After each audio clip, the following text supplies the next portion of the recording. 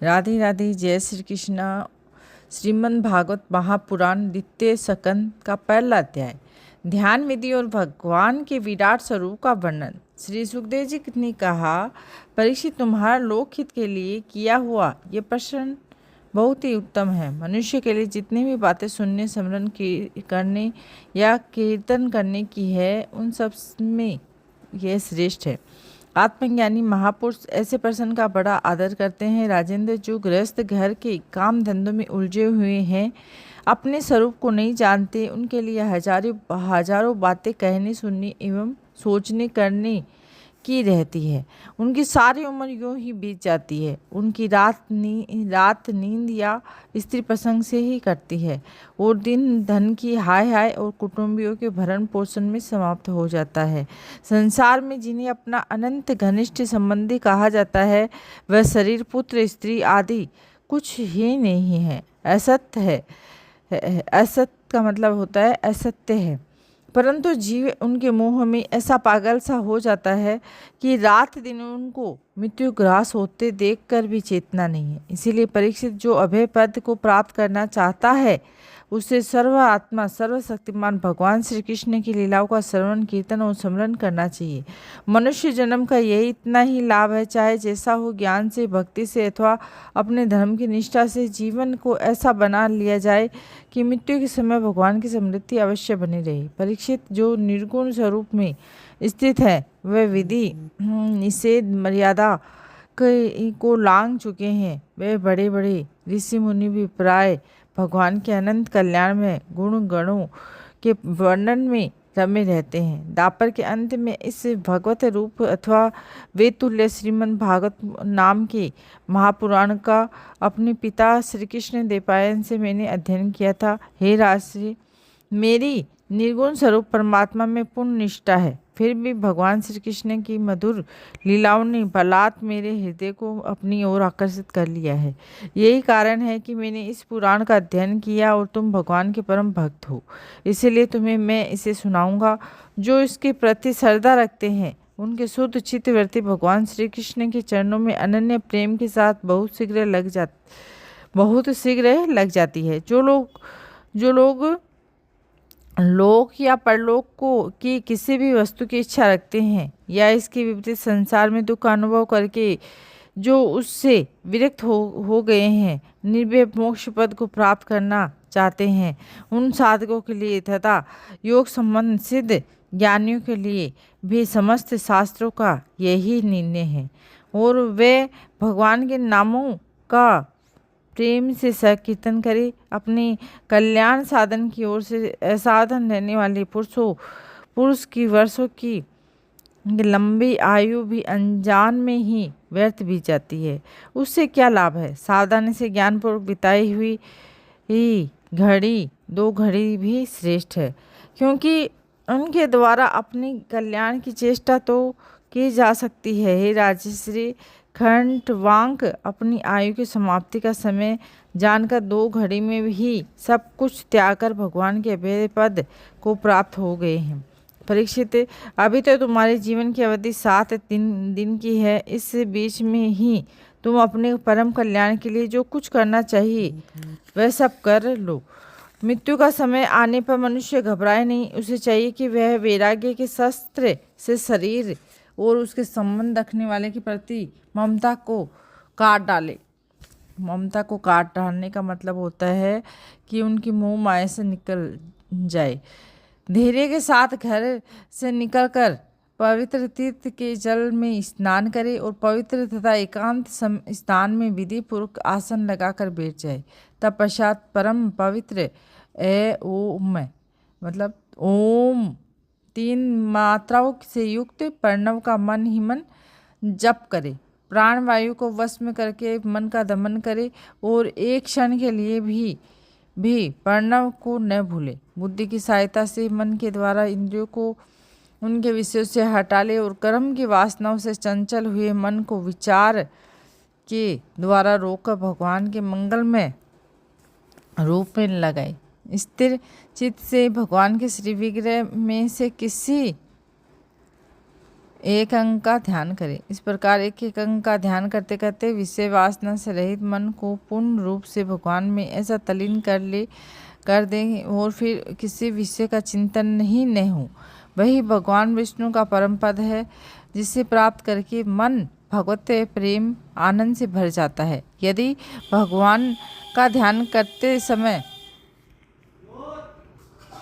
रजोगुण से विवश या तमोगुण से मूढ़ हो जाए तो घबराए नहीं।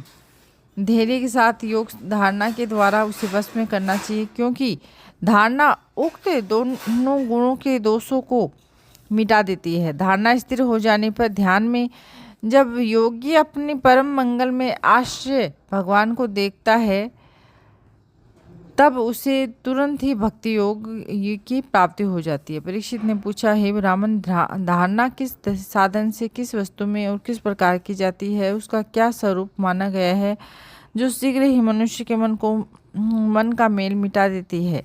तो श्री सुखदेव जी कहते हैं, परीक्षित, आसन, श्वास, आसक्ति और इंद्रियों पर विजय प्राप्त करके फिर बुद्धि के द्वारा मन को भगवान के स्थूल रूप में लगाना चाहिए। यह कार्य रूप संपूर्ण विश्व जो कुछ नहीं कभी था, है या होगा, सबका सब जिसमें दिख पड़ता है, वही भगवान का स्थूल से स्थूल और विराट शरीर है। जल, अग्नि, वायु, आकाश, अहंकार, महतत्व और प्रकृति, इन 7 आवरणों से घिरे हुए इस ब्रह्मांड शरीर में जो विराट पुरुष भगवान है, वे धारणा के आश्रय हैं। उन्हीं की धारणा की जाती है। तत्वक पुरुष उनका इस प्रकार वर्णन करते हैं। पाताल विराट पुरुष के तलवे हैं और उनकी हड्डियां पंची रसातल हैं। दोनों गुप्त एडी के ऊपर की गांठें महातल हैं और उनके पैर के पिंडे तलातल है। और विश्व मूर्ति भगवान के दोनों घुटने स्थूल है, जांघें वितल और अतल है, पेटू भूतल है। और परीक्षित, उनके नाभि रूप सरोवर को ही आकाश कहते हैं। आदि पुरुष परमात्मा की छाती को स्वर्गलोक, गले को महलोक, मुख को जनलोक, ललाट को तपोलोक कहते हैं। उन सहस्त्र जी सिर वाले भगवान का मस्तक समूह की सत्य लोग है। इंद्रादि देवता उनकी भुजाएं हैं। दिशाएं कान और शब्द श्रवणी इंद्रिय हैं। दोनों अश्विनी कुमार उनकी नासिका के छिद्र हैं और गंध ज्ञानेन्द्रिय हैं और धधकती हुई आग उनका मुख है। भगवान कृष्ण के नेत्र अंतरिक्ष है और उनमें देखने की शक्ति सूर्य है। दोनों फल के रात और दिन है। उनका भूविवास ब्रह्मालोक है और तालु जल है और जीवा रस। वेदों का भगवान का ब्रह्मानंद कहते हैं। यम को डाढ़े सब प्रकार के संदेह दांत है। उनकी जन्म मोहिनी माया को ही उनकी मुस्कान कहते हैं। ये अनंत सृष्टि उसी माया का कटाक्ष विपेक्ष है।